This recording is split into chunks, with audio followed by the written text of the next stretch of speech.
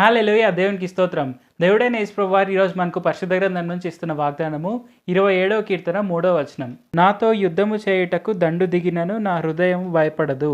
నా మీదికి యుద్ధము రేగినను దీనిలో నేను ధైర్యము విడవకుందును. సో ఈరోజు వాగ్దానం కనుక మనం చూసుకుంటే ఇక్కడ రాజైన దావీదు ఆయన యుద్ధంలో ఉన్నా కూడా ఆయన దేనికి భయపడడు. ఒకవేళ దండు దిగినా కూడా నేను భయపడను.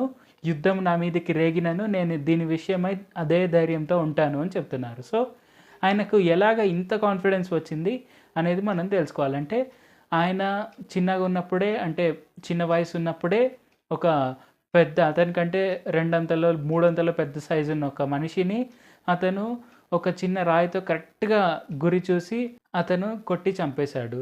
సో అంతటి ధైర్యం అతనికి అసలు ఎలాగొచ్చిందప్పుడు ఇజ్రాయేలీలు కూడా ఎవ్వరూ అంటే ట్రైన్డ్ సైనికులు కూడా ఎవ్వరు గొలియాత్ మీదకి వెళ్ళలేకపోయారు. కానీ చిన్నగున్న దావీదే ఆ గొలియాత్ మీదకి వెళ్ళి గొలియాతుని చంపేశాడు. సో అది జనరల్‌గా అది ఇంపాసిబుల్ టెక్నికల్‌గా. మనకంటే 2, 3 టైమ్స్ పెద్దగుండే మనుషుల పైన మనం ఫైటింగ్ చేసి గెలవడం అనేది ఇంపాసిబుల్. సో అలాంటి ఒక సిట్యుయేషన్‌లో అతను ధైర్యం కలిగి ఉండిండి అతను వెళ్ళి యుద్ధం చేసి గెలిచాడు. అలాగే ఇక్కడ చూసుకుంటే ఒక దండు అతనికి అగెయిన్స్ట్‌గా దిగినా కూడా అతను ఓడిపోతాను అనే భయం లేకుండా ధైర్యంగా జీవిస్తున్నాడు.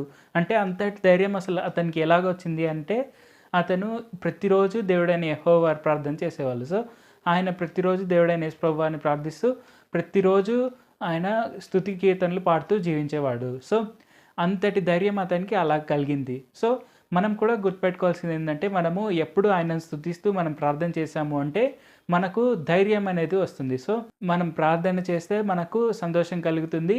మనం అలాగే సంతోషంగా ఉన్నప్పుడు కీర్తనలు పాడాలనేది మనం తెలుసుకున్నాం. సో అలాగే మనం అలాగ ప్రార్థన చేస్తూ మనం అలా కీర్తనలు పాడుతూ ఉంటే మనకు ధైర్యం కూడా వస్తుంది. సో మనం రెగ్యులర్‌గా అది చేస్తూ ఉంటే మనకి క్లియర్‌గా అర్థమైపోతుంది. మనల్ని ప్రేమించే అత్యంత గొప్ప దేవుడు మనల్ని ఎంతగానో ప్రేమిస్తున్నారు. మనల్ని ఎప్పుడు ప్రొటెక్ట్ చేస్తారు. సో ఈ విషయాన్ని మనం తప్పకుండా గుర్తిస్తాము.